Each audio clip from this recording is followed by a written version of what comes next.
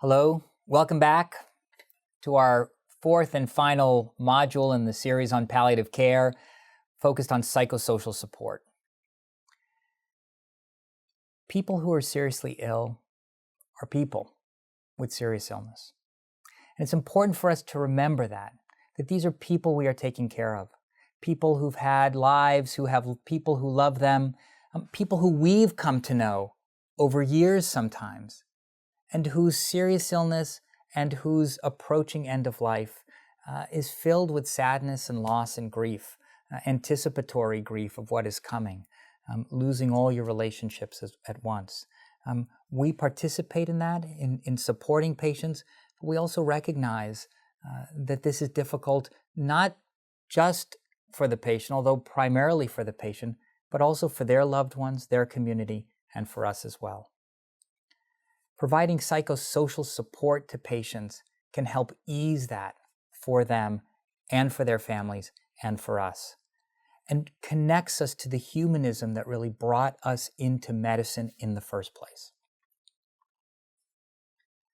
When we talk with patients and families about what's most important to them, what they tell us is that psychosocial support is important. What does that mean? What it means is they want to know, who will take care of me? How will you take care of me? Where will you take care of me? What will it look like going forward? They have these issues, emotional, psychological, social, and spiritual issues that come up in the setting of serious illness and as they contemplate the end of life. As physicians, there's much that we can do to support our patients. In thinking about psychosocial support, we can really focus on four key areas: non-abandonment, hope, bringing closure to important relationships, and spirituality. Let's talk first about non-abandonment. So what does that even mean? Well, what it means is that we will not abandon our patients, which is to say that we will be with them throughout the course of their illness, that we will not go away, that simply because we can no longer cure their illness does not mean that we won't still take care of them and treat them. Many patients worry about this, and many of them have reason to worry. Because sometimes what they will hear from their doctor is, I don't have medicine to make this better anymore. You don't need to see me anymore. As if the only reason patients come to see us is because of the medicines we have to offer. Rachel Remen, in her book Kitchen Table Wisdom, tells the story of a patient with metastatic cancer who was seeing the oncologist every week for chemotherapy. And after the chemotherapy infusion, got to spend 15 minutes with the doctor, checking in. And the patient said in this group that they were having, the patient was there and said, that 15 minutes is the best part of my week, because I get to just be who I am there. I don't have to be someone's father or husband or boss. And I really feel like the doctor listens to me and really connects with me as a person. And it's so important. But I realized that the chemotherapy wasn't helping.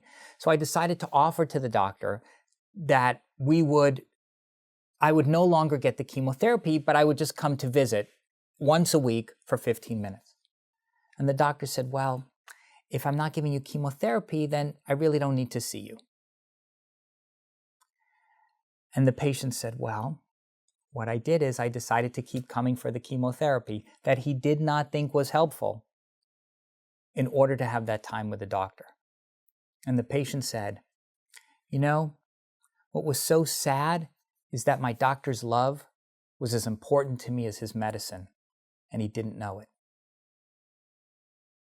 We need to remember how important our presence is to patients.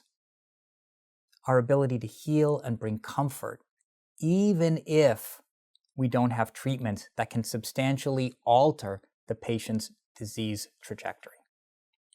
If you think about it, throughout history, physicians were well-respected members of society. If you look in history, you'll see many paintings, art, poems, stories about doctors in respectful tones. Throughout history, even in a time when doctors really didn't have that much to offer. I mean, if you think about even 100 years ago, what could doctors really offer to their patients? Before antibiotics, before major surgical techniques were were in wide effect, what could we really do for patients that really made them better? In fact, you could argue that 200 years ago, the less your doctor did to you, the more likely you were to recover. And yet doctors were respected members of society because having the doctor come and be with you and attend to you had tremendous value. It let you know that you were not being abandoned and that someone was there with you. It's easy to forget that in our technological age, to think that what's most important to our patients is what we do to them. And certainly what we do to our patients is important. The treatments matter tremendously in modern medicine. But we can't forget how important our presence and our humanism is to the healing and comfort of our patients as well. Hope. You might think to yourself, hope? How can we talk about hope when we're talking about people with serious illness and those who are approaching the end of life?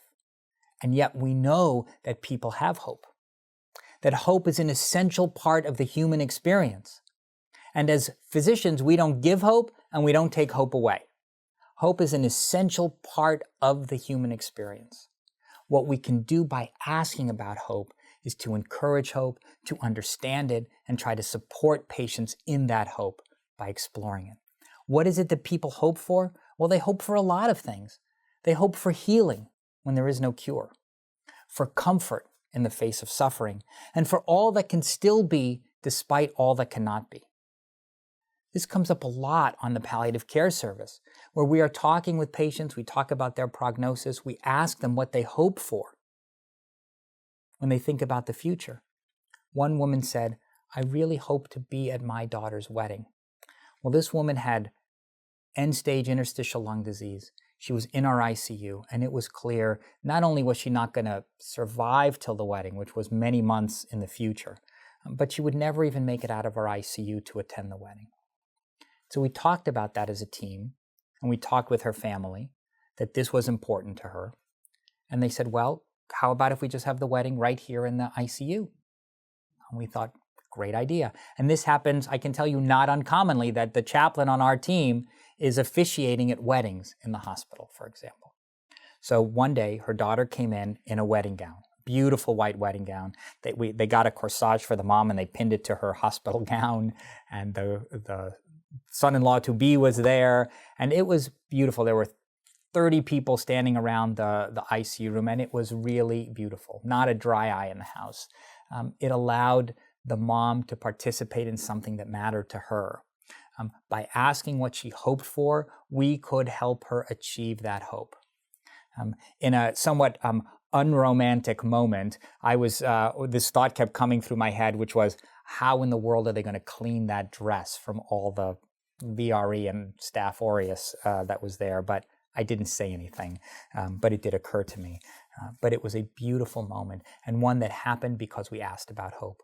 You can ask about hope for your patients, and they can share with you what's important to them, and you can understand how you can help that hope come to be. Bringing closure to important relationships. If you ask people what you worry about when you think about dying, people say that they will not be able to bring closure to important relationships. As many people fear that as fear being in severe pain at the end of life. This is clearly something that people care deeply about, wanting to bring closure. How do you bring closure to an important relationship? Well, my good friend and colleague Ira Byock wrote a book, Dying Well. And in that book, he said there are 5 things we should say to people we care about to bring closure to important relationships. Forgive me. I forgive you. Thank you. I love you. Goodbye. And if you think about that, that really does cover a lot of ground. And that is what we want to say to people we care about. And so I now offer that to patients and families. Remember one gentleman with metastatic melanoma, we were talking one morning and he said, "Oh, my daughter's coming to visit." I said, "Oh, that's really nice." He said, "Yeah, but doctor, honestly, I don't know what to talk about. I know I shouldn't talk about the weather, but what should I say?" I said, "Hey, here's something." And I went through, and he went through, and he said, "I told her that, she knows that. I've told her that, told her that. It was time to say goodbye." And I do the same thing for families when they're coming to visit their loved one. And they'll say, well, can he hear me? I don't know. Honestly, I don't know. But there is power in the saying, whether or not someone responds to you. And so I offer this to family members to say, to whisper in the ear. For family members who can't be at the bedside, let them call. We really underutilize the telephone. You can Skype in the hospital or at home if someone can't be there, and say the things that are important. There is tremendous power in the saying of these things that are important. And let's talk about spirituality. It's been said that there are no atheists in a foxhole, and that's probably right. When faced with serious illness, when faced with our own mortality, we often turn to spirituality because that is where the answers are to the questions we have. When someone asks you a question, why did this happen to me? They are not asking pathophysiology. They are not asking you, why did smoking cigarettes cause lung cancer? And if you respond by starting to talk about that, you will have missed a very important point that the patient is asking you about. What they really want to know is, how do I make sense of a world? How do I find meaning in a world where this happened to me? And maybe they're saying that because they didn't smoke and they got lung cancer. Or maybe they're dying young. Or they're just trying to make sense. Why did this happen to me is a fundamentally spiritual question, and the response has to be in that vein. What I like to say to patients who ask me that question is to say, I don't know, but it's not fair. It's not fair that this happened to you. Oh, I know it's because I smoked. And I will say, you know what? It's still not fair.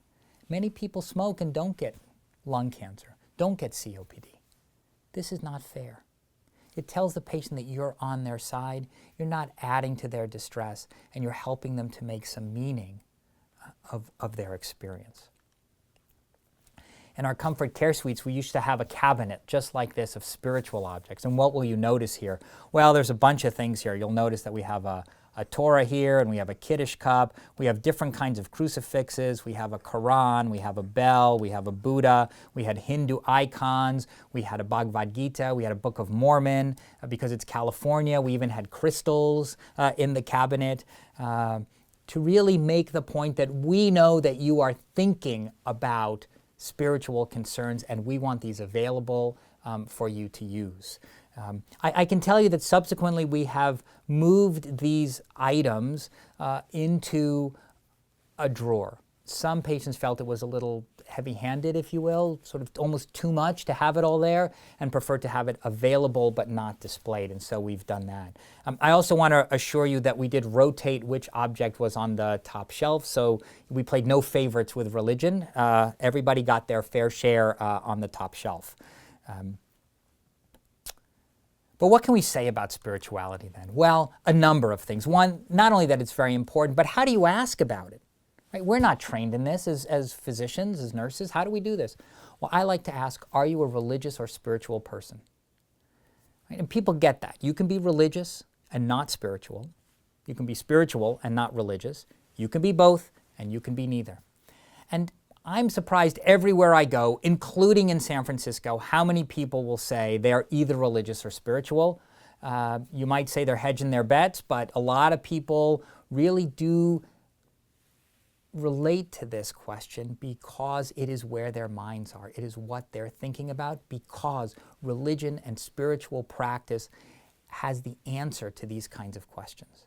Meaning, legacy, relationships are the things people are thinking about.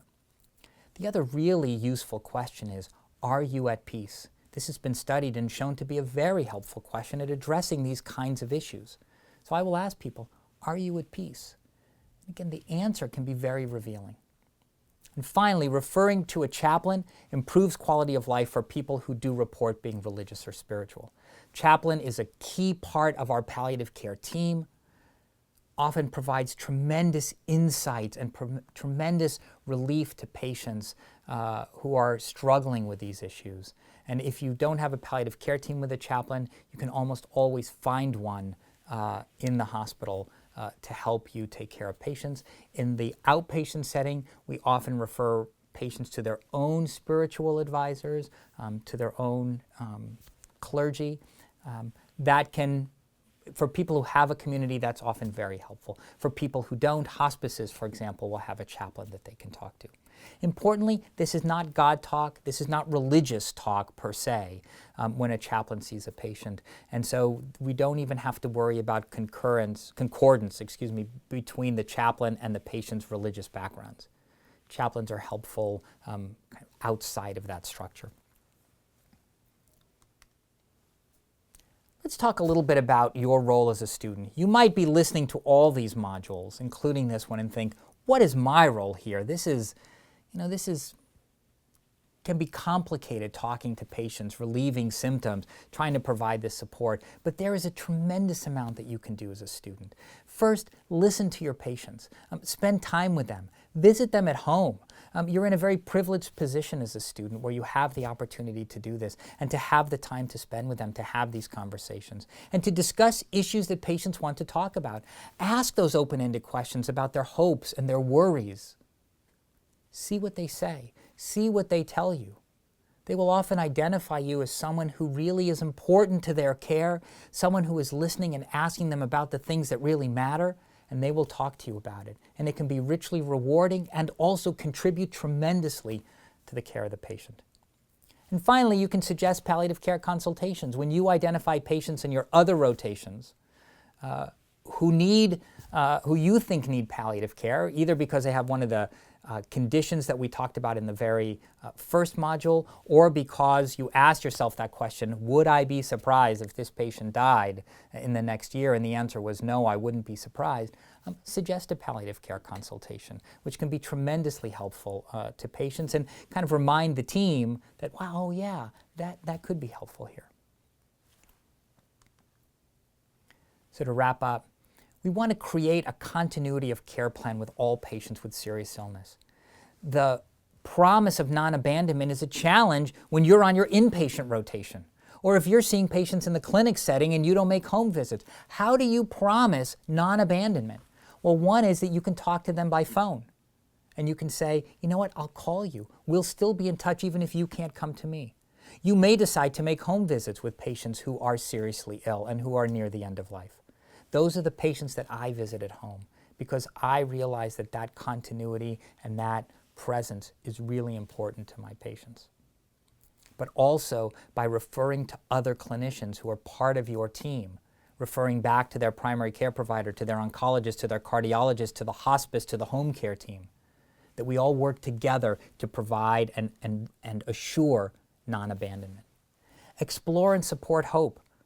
There's a tremendous amount that we can learn from patients that's really important to them by talking about hope. We can explore it, and once we understand it, we can support it. Address spiritual issues, which matter to so many patients, and can really be a core, fundamentally important issue for patients who are dealing with serious illness. And we have to remember that we have much to offer of ourselves to dying patients. Yes, it's about our treatment. Yes, we have to relieve their pain and their dyspnea. We have to talk to them about the decisions they're making. But much of what we can offer them is who we are as human beings in making that important connection with them that can really lead to healing and comfort. And if we do that, we can provide not only better care to our patients, but better care to ourselves from having the rich reward of taking care well of people who are seriously ill. And finally, there's another reward that comes from this kind of care, which is to remind us of how precious life is, that how we spend our time and who we spend it with matters because it is limited. And in caring for people with serious illness and those near the end of life, we remember that. And we remember that we should enjoy every single day because every day is a blessing for us and for our patients. Thank you very much.